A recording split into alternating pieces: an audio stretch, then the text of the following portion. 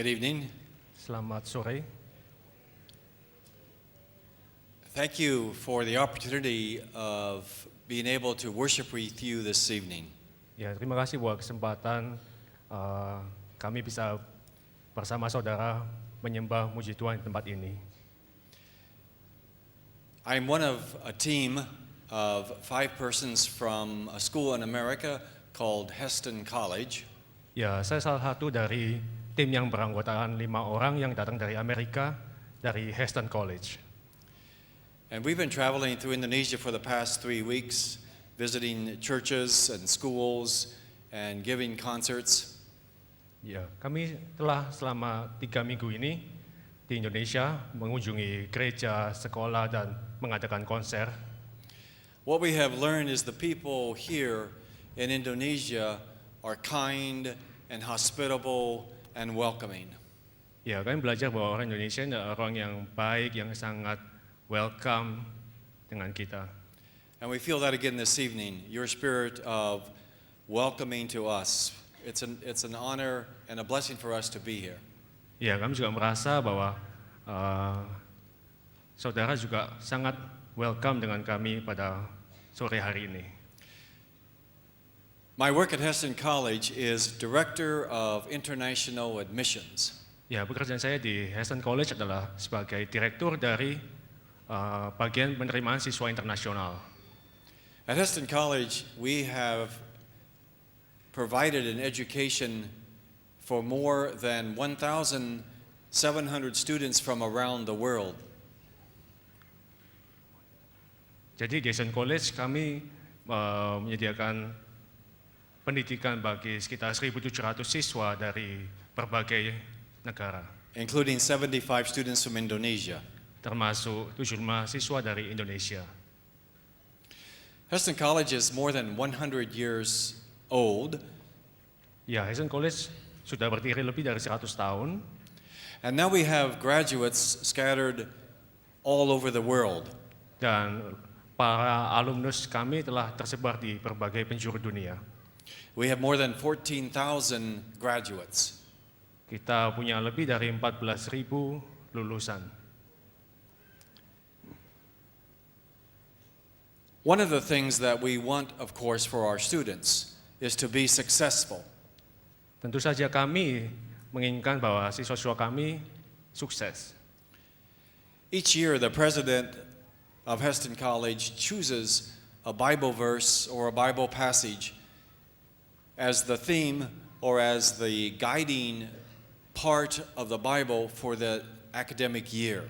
Jadi setiap tahunnya presiden dari Heston College ini selalu memilih ayat yang akan untuk tahun ke depan ini menjadi visi. 2 days ago, I received an email from the president of Heston College in which he told us the Bible passage for this coming academic year. Jadi 2 hari yang lalu saya menerima email dari Presiden Heston College tentang ayat yang akan menjadi visi untuk tahun akademik yang ke depan ini. These are words from the Gospel of Mark. Jadi ayat ini dari Injil Markus. Love the Lord your God with all your heart Kasihlah Tuhanmu dengan segala hatimu, and with all your soul dengan segenap jiwamu, and with all your mind dengan segenap akal budimu, and with all your strength. dengan segenap kekuatanmu. The second commandment is this: love your neighbor as yourself.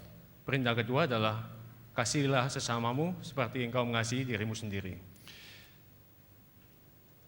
We want our students to be successful.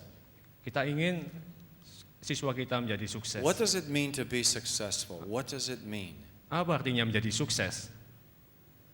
I would suggest to you that these words from the Gospel of Mark give us an idea of what it means to be successful. Jadi Injil Markus ini memberikan ide apa artinya untuk menjadi sukses. This is something that we want for our students, but this is also something that we want for all of our brothers and sisters. Ya, ini yang kita mau siswa kita menjadi sukses, tapi juga untuk saudara-saudara kita jadi sukses juga. What does it mean to be successful? apa artinya itu menjadi sukses? Love the Lord your God with all your heart, Kasihilah Tuhanmu dengan segenap hatimu, with all your soul, dengan segenap jiwamu, with all your mind, dengan segala akal budimu, with all your strength, dengan segenap kekuatanmu. and love your neighbor Dan as yourself. kasihilah sesama manusia seperti engkau mengasihi dirimu sendiri. And I would suggest to all of us here this evening that this is what success means. Dan saya ingin membagikan bahwa ini artinya menjadi sukses. And this is what we want for all of you in this church. Dan ini yang kami rindukan, bahwa saudara-saudari juga menjadi sukses. So we invite your prayers for Heston College, and we will also pray for you. Ya, kami berharap dukungan doa dari saudara-saudara untuk Heston College, dan sebaliknya kami juga akan mendoakan saudara juga. Thank you. Ya, terima kasih. Peace on earth is what the scripture says this man would bring. A harmony between God and all to make creation sing. Yet to his chosen people, they know him strictly as their king. Jehovah, Jehovah.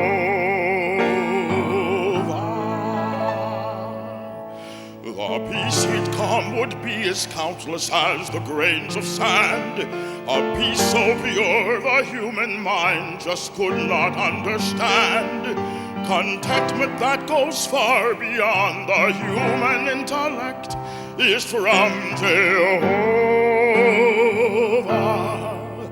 Jehovah.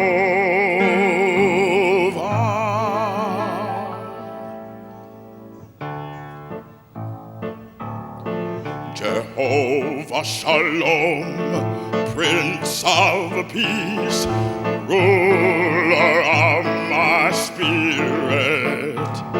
Jehovah Shalom, Prince of Peace, ruler of my spirit.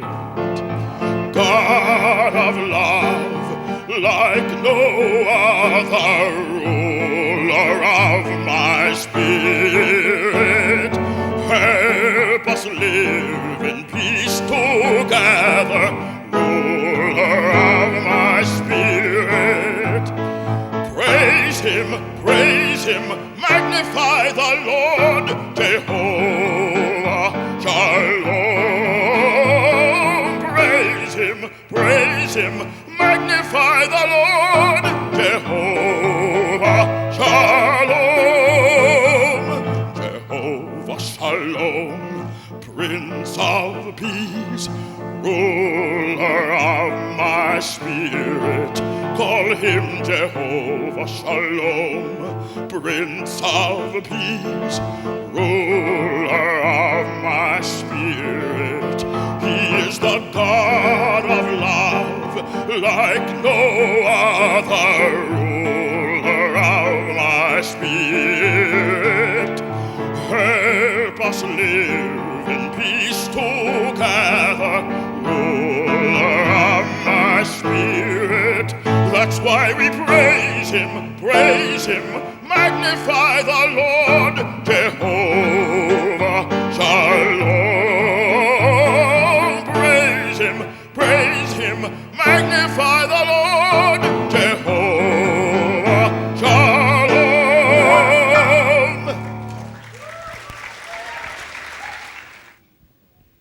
Thank you so much. This is amazing. Terima kasih banyak ya. Kita merasakan hadirat Tuhan yang indah pada sore hari ini, di mana teman-teman dari Heston College boleh memberikan kesaksian melalui pujian maupun sharing dan doa untuk kita semua.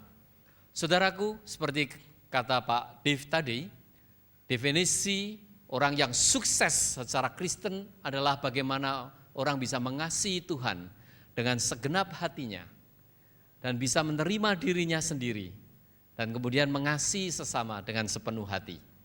Maka ada damai kasih Tuhan boleh mengalir melalui hidup kita. Masalahnya adalah bagaimana semua orang ingin sukses, Cuman caranya bagaimana? Mari kita akan pelajari bersama-sama di dalam Alkitab menceritakan satu tokoh yang menjadi, saya percaya Tuhan memberikan sebagai model dalam hidup kita. Mari kita buka bersama-sama di dalam Kejadian pasal 39 ayat 1 dan 2. Genesis 39, 1 verse 1 and 2. We want to learn how to be successful in the Lord. Kejadian 39 ayat 1 mengatakan demikian. Adapun Yusuf telah dibawa ke Mesir dan Potifar seorang Mesir pegawai istana Firaun, kepala pengawal raja, membeli dia dari tangan orang Ismail yang telah membawa dia ke situ. Tetapi Tuhan menyertai Yusuf sehingga ia menjadi seorang yang selalu berhasil dalam pekerjaannya. Maka tinggallah ia di rumah tuannya orang Mesir itu. Ayat 3, setelah dilihat oleh tuannya bahwa Yusuf disertai Tuhan dan bahwa Tuhan membuat berhasil segala sesuatu yang dikerjakannya, maka Yusuf mendapat kasih tuannya dan ia boleh melayani dia. Kepada Yusuf diberikannya kuasa atas rumahnya dan segala miliknya diserahkannya pada kekuasaan Yusuf. Sejak ia memberikan kuasa dalam rumahnya dan atas segala miliknya kepada Yusuf, Tuhan memberkati rumah orang Mesir itu karena Yusuf. Sehingga berkat Tuhan ada atas segala miliknya, baik yang di rumah maupun yang di ladang. Saudaraku, Anda bayangkan kalau kita menjadi Yusuf, dia dijual oleh saudaranya menjadi budak. Pada waktu zaman itu, budak tidak lebih keadaannya seperti seekor binatang, seperti kucing, anjing, ayam, diperjualbelikan. Satu keadaan yang sangat-sangat menyusahkan kehidupan manusia. Dia turun derajatnya. Tetapi Alkitab berkata, dari tempat yang paling bawah, the lowest of the lowest, selling as a slave, he moved up to be a successful man. What is the secret? Apa rahasianya dari orang yang paling bawah levelnya diangkat menjadi orang yang berhasil? Kita tahu ceritanya terakhir dia menjadi Perdana Menteri Mesir yang menguasai dan menyelamatkan bahkan seluruh negara Mesir. Itu satu kisah yang luar biasa yang perlu kita pelajari. Apa secretnya? Saudaraku, di Amerika setiap tahun itu ada lelang. Lelangnya itu untuk apa? Lelang untuk makan malam bersama seorang jutawan namanya Warren Buffett. Itu orang terkaya di dunia. Dia raising fund, dia cari dana untuk orang-orang miskin, untuk orang-orang yang tidak punya rumah, untuk orang-orang yang perlu memerlukan pertolongan. Caranya dia adalah menjual cara untuk supaya bisa duduk bersama-sama dia, bersama timnya, makan malam bersama. Orang yang menang bisa dapat makan malam bersama, untuk bersama 7 orang lainnya makan bersama Warren Buffett ini. Tahun lalu kalau tidak salah, dia raising fund sebanyak makan malam harganya 2 million, lebih dari 2 juta US dollars. Itu kalau Indonesia berapa ya? 2 juta US dollars. Itu sekitar berapa ya? Kalau kali 1000 aja 2 juta tambah nolnya 5. Nolnya 11 berapa? Nolnya 11. Berapa? 20 M. Ya, 20 M. Ada yang bisa ngitung 20 M? Wah, mulut ini bisa bengkak semua ngitung 20 M ya. 20 miliar rupiah hanya untuk makan malam bersama seorang jutawan. Kenapa? Karena mereka ingin tahu rahasianya, bagaimana orang ini bisa menjadi kaya. Saudaraku, rahasia menjadi sukses itu mahal harganya. Hari ini kita akan belajar Yusuf sukses hidupnya. Dari keadaannya sebagai budak, dia menjadi Perdana Menteri Mesir. Luar biasa saudara.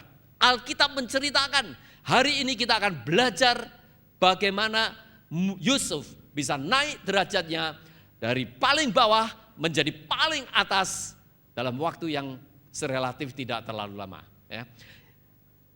Alkitab mengatakan di sini, ayat 2 misalnya, tetapi Tuhan menyertai Yusuf sehingga ia menjadi seorang yang selalu berhasil dalam pekerjaannya. Kuncinya adalah Yusuf selalu disertai Tuhan. Yusuf, dengan kata lain dari pihak Yusuf selalu mengandalkan Tuhan. That's the first key. Itu kunci yang pertama. Kalau Anda ingin sukses, Anda harus mengandalkan Tuhan di dalam hidup ini. Saudaraku, ada satu studi, ada satu riset. Ditemukan ternyata setiap kelompok yang bertemu dengan Tuhan, kelompok itu biasanya mengalami pengangkatan secara ekonomi. Ya.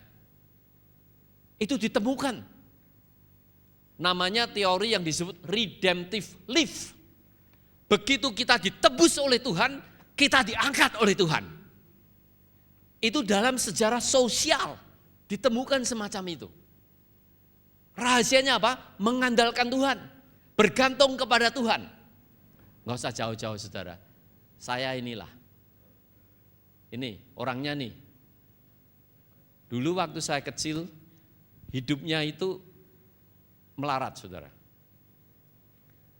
Tapi saya kelas 2 elementary, kelas 2 SD. Mami saya kelas 4 SD. Punya anak 8 saudara. Banyak anak banyak rezeki, ya kan? 8.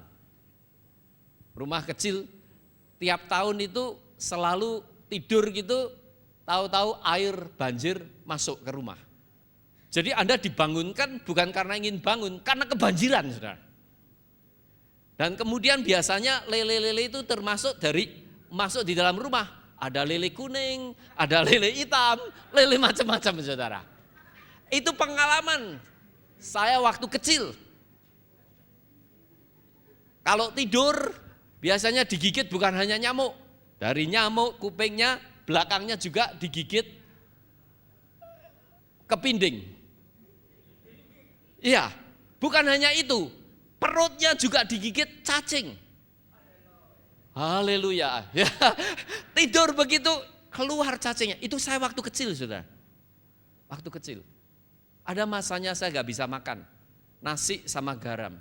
Karena hidup dalam kemiskinan. Tapi pada waktu Tuhan menyentuh hidup saya. Family berubah. Saudaraku, Tuhan mengutus saya pada waktu itu ke Amerika. Singkatnya, dengan uang $65 saya ke Amerika. Dan dengan cara Tuhan, terus tiap hari mengandalkan Tuhan. Dengan berbagai macam cara. Hari ini saudaraku, saya mengajar di satu universitas kira-kira ada 8.000 murid yang saya ajar dari seluruh dunia di California. Saya punya istri 1, di Indonesia bisa banyak ya. Jadi istri, punya anak 2, Tuhan berkati dengan banyak rumah,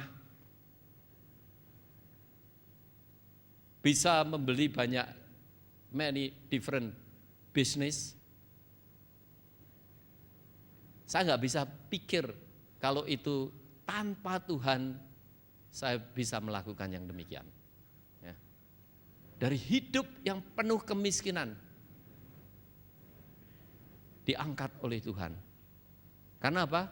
Tiap hari saya belajar untuk bergantung kepada Tuhan. Ya. Percaya boleh tidak, tapi itu kesaksian pengalaman hidup pribadi saya. Kalau Anda ingin sukses, Yusuf Alkitab mengatakan, andalkan Tuhan. Tuhan akan menyertai saudara kalau saudara mengandalkan Tuhan. Hidupmu akan berubah. Itu resep yang pertama. Mengandalkan Tuhan. Yang kedua, dikatakan demikian. Kejadian 37 ayat yang keempat. Kejadian 37 ayat yang keempat. Setelah dilihat oleh saudara-saudaranya bahwa ayahnya lebih mengasihi Yusuf dari semua saudaranya, maka bencilah mereka itu kepadanya dan tidak mau menyapanya dengan ramah. Pada suatu kali bermimpilah Yusuf, lalu mimpinya itu diceritakannya kepada saudara-saudaranya, sebab itulah mereka lebih benci lagi kepadanya. Karena katanya kepada mereka, coba dengarkan mimpi yang kumimpikan ini. Tampak kita sedang di ladang mengikat berkas-berkas gandum, lalu bangkitlah berkasku dan tegak berdiri. Kemudian datanglah berkas-berkas kamu sekalian mengelilingi dan sujud menyembah kepada berkasku itu. Lalu saudara-saudaranya berkata kepadanya, apakah engkau ingin menjadi raja atas kami? Apakah engkau ingin berkuasa atas kami? Jadi makin bencilah mereka kepadanya karena mimpinya dan karena perkataannya itu. Lalu ia memimpikan pula mimpi yang lain yang diceritakannya kepada saudara-saudaranya. Katanya, aku bermimpi pula, tampak matahari, bulan dan 11 bintang sujud menyembah kepadaku. Setelah hal ini diceritakannya kepada ayah dan saudara-saudaranya, maka ia ditegur oleh ayahnya. Mimpi apa mimpimu itu? Masakan aku dan ibumu serta saudara-saudaramu sujud menyembah kepadamu sampai ke tanah? Maka iri hatilah saudara-saudaranya kepadanya. Tetapi ayahnya menyimpan hal itu dalam hatinya. Resep kedua supaya sukses dalam hidup bersama dengan Tuhan adalah kita harus punya dream, kita harus punya mimpi, kita harus punya visi. Itu resep yang kedua, vision. Mimpi menghubungkan masa sekarang dengan masa yang akan datang. Di dalam Alkitab dikatakan Tuhan menjanjikan promised land, tanah perjanjian. Tanah perjanjian itu selalu ada di depan kita. Yang dijanjikan itu selalu ada di depan kita, yang menjadi pengharapan yang akan kita capai. Kita belum mencapainya, tapi kita mau mencapainya. That's what vision is. Menghubungkan masa sekarang dengan masa yang akan datang. Ya. Kalau Anda ingin sukses di dalam hidup, miliki mimpi Tuhan menjadi mimpi saudara. Kalau kita mengandalkan Tuhan, kemudian kita own the dream, God's dream to be your dream. Kalau impian Tuhan menjadi impian saudara, pasti Anda mendapatkan apa yang menjadi impian Tuhan. Amin. Karena itu kita perlu mencari impian Tuhan. Kita perlu bermimpi seperti Tuhan mau di dalam hidup kita. Sebab impian menghubungkan masa sekarang dengan masa yang akan datang. Saudaraku, di dunia ini banyak orang-orang yang cinta Tuhan, punya impian yang besar. Di Amerika ada satu pendeta biasa, dia pendidikan tinggi.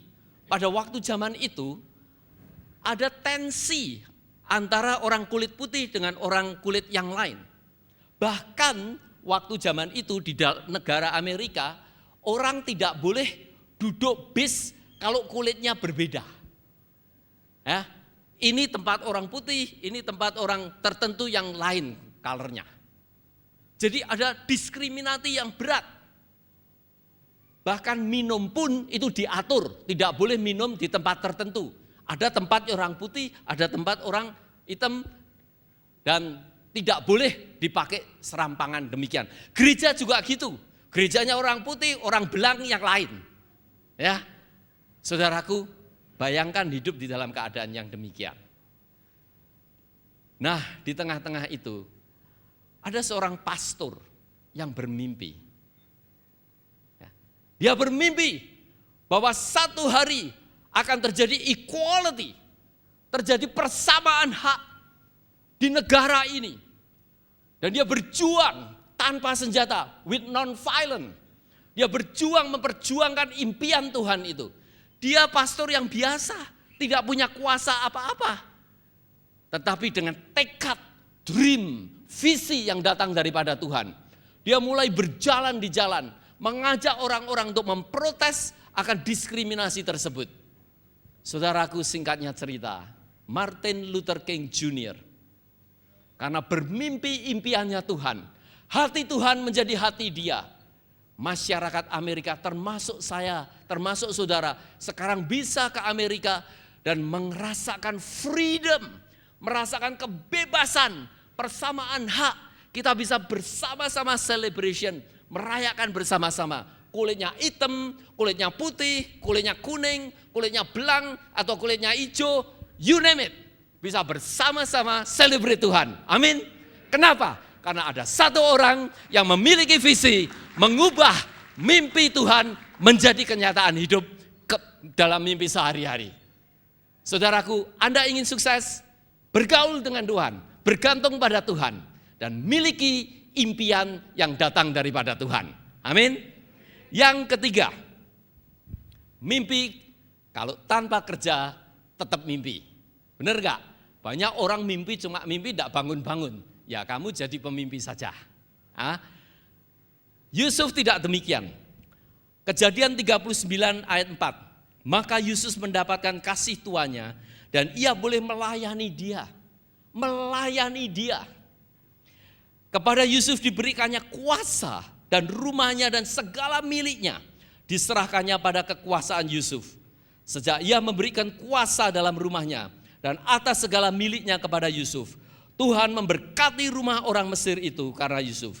Sehingga berkat Tuhan ada atas segala miliknya, baik yang di rumah maupun yang di ladang. Segala miliknya diserahkannya kepada kekuasaan Yusuf. Dan dengan bantuan Yusuf, ia tidak usah lagi mengatur apapun selain dari makanannya sendiri. Adapun Yusuf itu manis elok sikapnya dan elok parasnya. Yang ketiga, Anda ingin sukses bersama dengan Tuhan? Amin. Resep ketiga, work hard, kerja keras. Jangan hanya bermimpi, kerja keras, melayani, kerjakan apa yang Tuhan inginkan dalam hidup saudara. Yusuf bukan hanya mimpi, tinggal mimpi. Bukan hanya bergaul dengan Tuhan setiap hari, tetapi dia melayani, dia kerja keras di dalam hidup ini. Saudaraku, sukses tanpa kerja keras hanya tinggal mimpi saja. Bersama dengan Tuhan kita mampu melakukan perkara yang besar. But we have to do it. Kita harus melakukannya. Kita harus bertindak. Kita bukan hanya beriman, tetapi kita harus berbuat. Iman tanpa perbuatan mati, kata Yakobus. Kalau Anda ingin visi Tuhan, dream Tuhan, menjadi dream kita, kita perlu melakukan itu, mengerjakan itu bersama dengan Tuhan. Amin. We have to work hard. Saudaraku,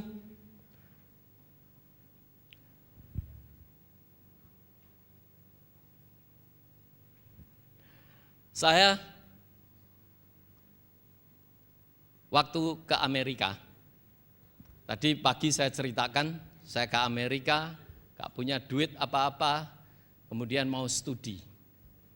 Studi bahasa Inggris saya pela-pelo, saudara.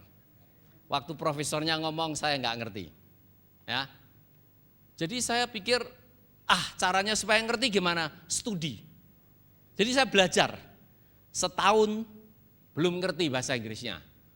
2 tahun, belum ngerti bahasa Inggrisnya. 3 tahun, belum ngerti bahasa Inggrisnya. 4 tahun, belum ngerti kerja bisnisnya. 5 tahun, belum begitu fasih Inggrisnya. 6 tahun, belum ngerti bahasa Inggrisnya. 7 tahun, saking gobloknya saudara ya. 8 tahun, 9 tahun, 10 tahun, 11 tahun, 12 tahun. Saya studi 13 tahun saudara. With the hard work. Before God's dream become reality in my life. Hard work. Nggak percaya? Lihat nih tubuh saya.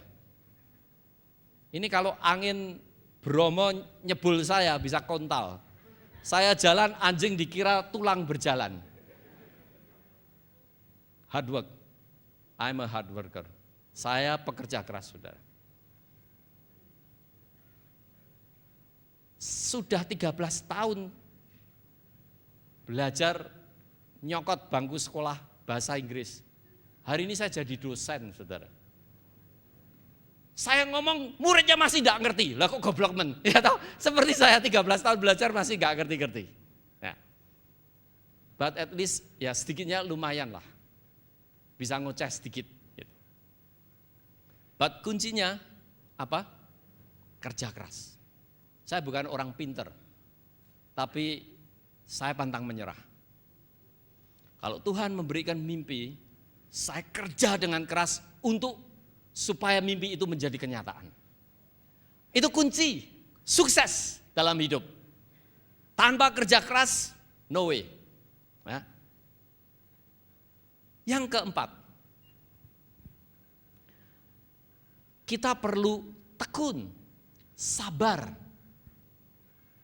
Perlu belajar menahan diri. Kejadian 41 ayat 41 dikatakan demikian. Selanjutnya Firaun berkata kepada Yusuf, dengan ini aku melantik engkau menjadi kuasa atas seluruh tanah Mesir. Sesudah itu Firaun menanggalkan cincin meterainya dan jarinya dan mengenakannya kepada jari Yusuf. Dipakai-kanyalah kepada Yusuf pakaian daripada kain halus dan digantungkannya kalung emas pada lehernya. Lalu Firaun menyuruh menaikkan Yusuf dalam keretanya yang kedua dan berseluruh orang di hadapan Yusuf, hormat! Demikianlah Yusuf dilantik oleh Firaun menjadi kuasa atas seluruh tanah Mesir. Berkatalah Firaun kepada Yusuf, akulah Firaun, tetapi dengan tidak setahumu seorang pun tidak boleh bergerak di seluruh tanah Mesir. Gerak aja tidak boleh kecuali pakai izin Yusuf. Amazing. Lalu Firaun menamai Yusuf Safnat Paneah serta memberikan Asnat anak Potifera imam di On kepadanya menjadi istrinya. Demikianlah Yusuf muncul sebagai kuasa atas seluruh tanah Mesir. Yusuf berumur 30 tahun ketika ia menghadap Firaun, raja Mesir itu. Maka pergilah Yusuf dari depan Firaun, lalu dikelilinginya seluruh tanah Mesir. Bayangkan saudara, dia waktu kecil punya mimpi.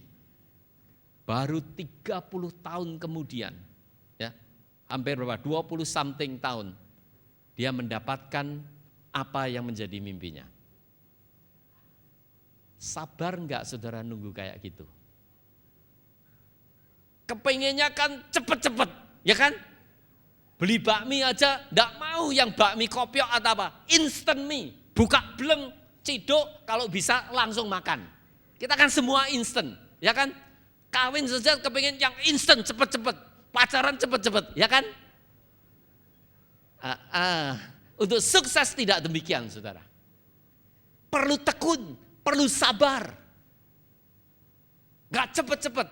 Nah, saudaraku, ada di dunia psikologi itu satu tes. Namanya marshmallow test. Anda tahu marshmallow? Marshmallow apa ya? Makanan kayak permen kalau dimakan empuk-empuk, manis-manis. Tahu ya? Hah? Ayas. Ayas apa ayan? Ayas. Tahu ya ayas ya? Ya. marshmallow itu.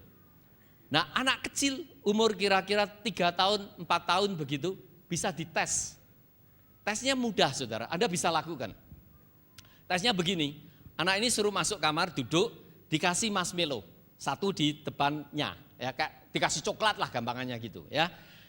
Terus researchersnya datang, dia berkata gini, kamu kalau makan marshmallow ini sekarang, kamu cuma dapat satu marshmallow. Tapi kalau kamu nunggu aku keluar setengah jam, nanti aku balik, nunggu aku sampai aku balik kembali, kamu tak kasih 2. Terserah kamu. Kalau mau 1, emploo sekarang. Kalau mau 2, tunggu setengah jam. Anda pilih yang mana? Tunggu apa emplok? Tunggu apa emplok? Nah, dalam riset itu ditemukan gini, saudara. Ada yang langsung ngemplok, ada yang nunggu. Sesudah itu, anak ini diamati bertahun-tahun. Perkembangannya apakah ada perbedaan antara yang langsung ngemplok sama yang nunggu? Ternyata ya. Yang langsung ngemplok itu biasanya sekolahnya enggak pinter, saudara. Kemampuan dalam hidup, ternyata hidupnya itu banyak susahnya. Angka kebahagiaannya itu lebih rendah. Kesuksesan hidupnya lebih rendah, saudara. Daripada yang nunggu cuma setengah jam, bisa nunggu. Itu artinya orang yang bisa kontrol diri, bisa sabar, bisa menghadapi kesulitan dengan tabah. Dan itu merupakan kunci keberhasilan daripada orang tersebut. Bukankah kalau saudara lihat pada waktu saya kecil, saya suka baca wayang, cerita wayang. Saudara lihat dalam cerita wayang itu ada pola. Seorang kesatria supaya menjadi benar-benar kesatria, otot kawat balung besi, kamu harus masuk kawah condro di muko katanya. Digodok dulu, kemudian dibujuki, dicobai dengan kekayaan, orangnya mental apa enggak, serakah atau tidak. Kalau itu sudah berhasil, digodai, biasanya kesatrianya itu pria, digodai dengan wanita. Pertama wanita biasa, wah enggak kontan. Yang cantik enggak kontan, dikasih bidadari lagi. Wah, ada kesatria yang mabuk, jatuh, saudara. Kalau sudah jatuh itu kesaktiannya hilang. Tapi ada yang kuat, menghadapi apapun juga, mampu menghadapi itu. Kalau dia win, dia berhasil survive in every temptation, di dalam segala pencobaan, maka dewa, the God will come. Ya, dewa akan datang, dia berkata, you are succeed. Anda sukses. Karena itu aku beri kesaktian dan dia malang melintang menjadi hero. Bukankah cerita wayang itu di dalam yang sering kita baca selalu terjadi demikian. Demikian juga dengan Alkitab. Yesus harus berpuasa 40 hari. Tuhan sendiri has to fast for 40 days to deal with temptation, menghadapi situasi, menghadapi pencobaan. Enggak ada lain. Tuhan ingin memberikan visinya, anugerahnya, tugas pelayanannya kepada orang-orang yang mampu menahan diri, yang tekun di dalam menghadapi segala pencobaan dalam hidup ini. Ini baru matang. Ini baru orang-orang yang demikian bisa mempertanggungjawabkan pemberian Tuhan, kesuksesan yang diberikan oleh Tuhan. Bukan hanya depend on God, bukan hanya mengandalkan Tuhan. Bukan hanya kerja keras. Bukan hanya orang perlu visi, tetapi perlu juga tekun, sabar, bisa mengontrol diri.